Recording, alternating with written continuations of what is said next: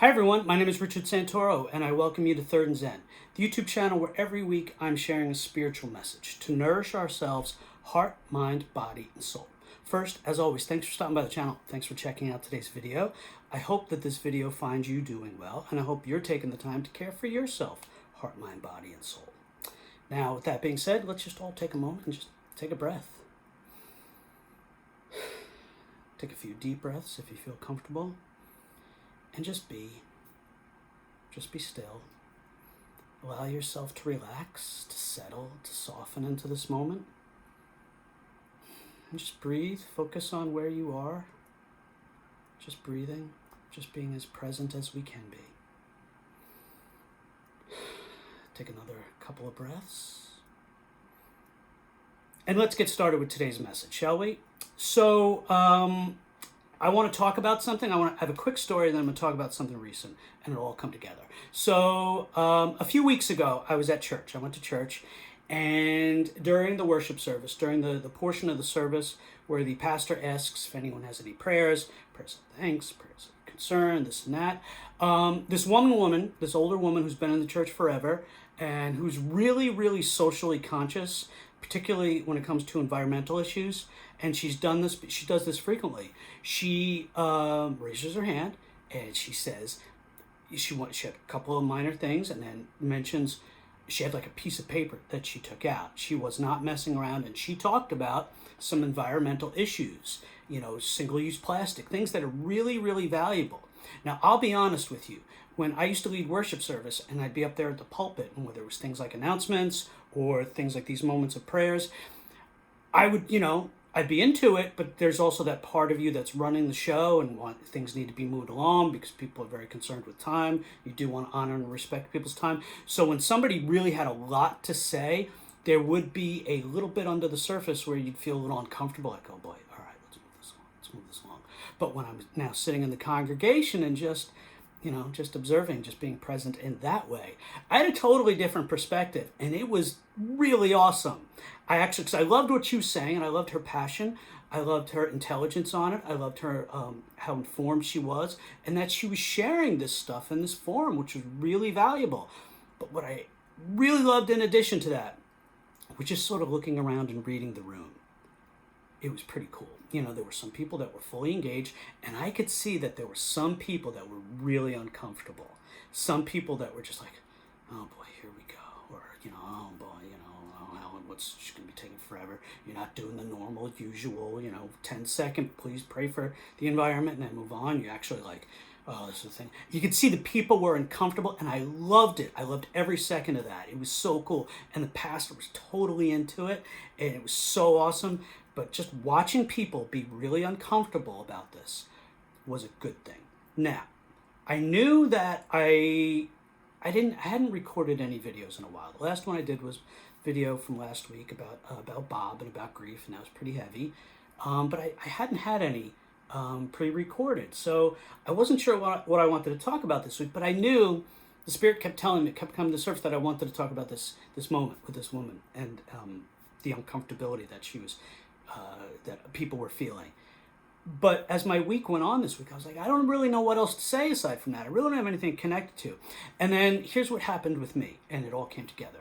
I did something really cool, really awesome at church that maybe at some point on the channel here I'll talk about. I led a seminar for a couple of days about the cross, about theology of the cross, about atonement theory. Why Jesus died, all that. It was really good. People really embraced it. It was some challenging, heavy, deep, powerful stuff, as you can imagine, considering what I mentioned. It was on Sunday, and it had a lot of people. It was great. And then we followed it up this Wednesday. That was where we finished it off.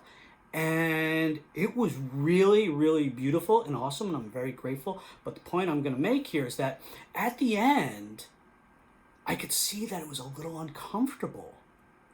It didn't have like this beautiful happy ending, resolution, closure, because the stuff we were covering, it didn't offer a lot of closure. It's actually like presenting something to people, and it's sort of opening things up for people and sort of starting a journey for people. Like, okay, now I'm presented with all this. I might have a different viewpoint and all that. So you could see it was a little unsettled. And I'm not used to that when leading something, whether it's worship or seminars or classes, whatever. Usually there's a more of a happy, natural vibe. But this one, it was a little uncomfortable. We ended well, did a little meditation to bring everybody down.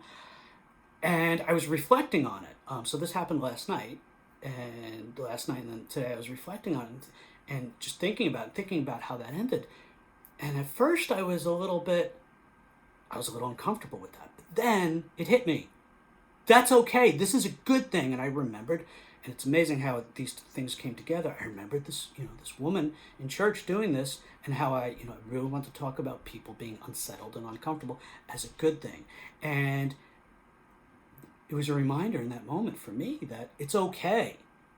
And this is what I'm going to talk about. So what I'm currently talking about. Sometimes it's really not... let me start that over. I was about to use some double negatives there. Sometimes it's really okay for us as people, as a society, as groups, as individuals, to feel unsettled and okay. And sometimes not only is it okay for that, it's actually maybe necessary and something that's a little needed. There was always this saying, I learned it when, I started being taught all this stuff, ministering and preaching and all that.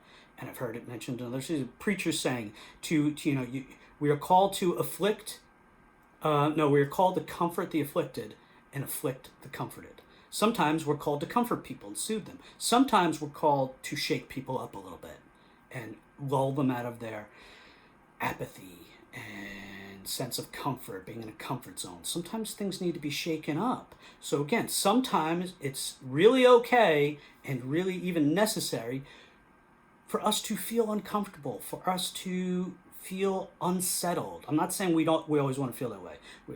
Anxiety and being uncomfortable, not a great feeling, but sometimes it is the natural order of things and the healthy road to go down. Two different areas. We can't avoid certain topics in society, in our political spectrum. We can't avoid certain topics in religion, in spirituality, in morality, in how we treat human beings as individuals or as groups and demographics. We can't avoid certain topics of injustice or things that are really just wrong and yucky and gross and need to be called out, need changed. Jesus did this all the time. It was a huge part of his ministry to call things out and to call attention to and to shine a light on and to bring up the topic and broach the topic. And it made people feel uncomfortable. It made people feel unsettled. But it did provoke change. I use that word provoke intentionally. Sometimes it is needed for people to feel uncomfortable and unsettled. And in other groups, it's necessary. In our relationships, whether it's at work or in our circle of friends or in our family dynamics, sometimes we need to discuss things or bring things to light, always with love and respect. All of this, always with love and respect. But sometimes we need to bring these things up that are going to make people feel a little uncomfortable and a little unsettled, because that's sort of that crucible, that moment where it shakes things up and it shifts things around, and it's a little seismic with the tectonic plate shifting and that unsettled feeling, and that is what can lead to change in that larger group, social, society, family type setting. It's also important to remember this on individual levels. With our feelings, with our pain, with our trauma, there are healthy approaches to dealing with the things that we need to deal with, that we deserve for our well-being to deal with. Things, trauma, pain, suffering, unresolved trauma, generational trauma, family pain, things that we've gone through. I'm not telling everybody to go jump in the deep end and deal with your stuff right now, but there is that healthy level of feeling your feelings, of not going around something, but going through it. I'm going through something is a phrase for a reason, because we are journeying through something, and that journeying through it, whether it's the trauma, the pain, the suffering, the loss, all those emotions, we feel it. we feel our feelings, we sit with them, we deal with them, we resolve them, we work them out. It's all by being in that uncomfortable and unsettled space that varies. And things like this, we do it with help. We do it with assistance, with loved ones or friends, or therapists, counselors, clergy, whoever we have, group settings, group therapy, addiction type settings, things like that. Whatever it is that we need to have those moments of feeling uncomfortable, unsettled, and dealing with the feelings, of confronting them. That's called healthy coping. Facing it, dealing with it, being with it. And please don't hear what I'm not saying. I'm not saying that if you don't do that, you're doing something wrong. I'm encouraging us to do this in terms of the personal aspects, but without judgment, without negative.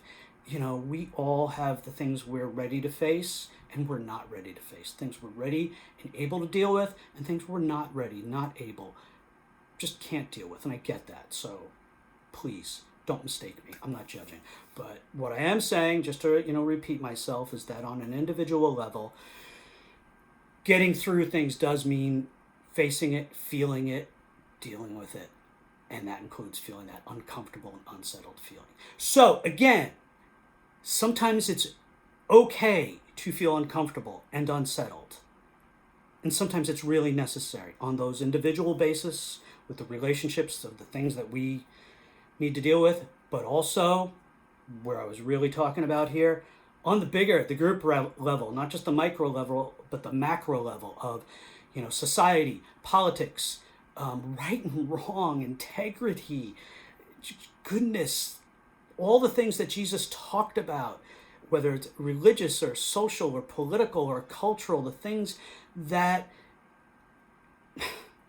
need to sometimes make people feel uncomfortable and unsettled, because that's what provokes people into change. That's what calls attention. Otherwise, people will settle in to the comfort zones and the apathy and the not caring if it doesn't involve them. Sometimes we need to call things out, and people need to feel a little uncomfortable and unsettled. So I had my moment recently, where I led the seminar, and it was wonderful, and we really explored some deep stuff and introduced some stuff that people just weren't familiar with, and it was thought-provoking and eye-opening. But for everyone, it was not the end of the journey. It was really just the beginning of, I feel a little unsettled now. Where do we go from here? That's the big question. So it's okay to feel unsettled. It's okay to feel uncomfortable sometimes. So if that's what things call for, go for it, because that's what Jesus did. Thanks be to God. Amen. Okay, my friends, again, I want to thank you for being here. I want to thank you for checking out today's video. I hope in some way, shape, or form it spoke to you.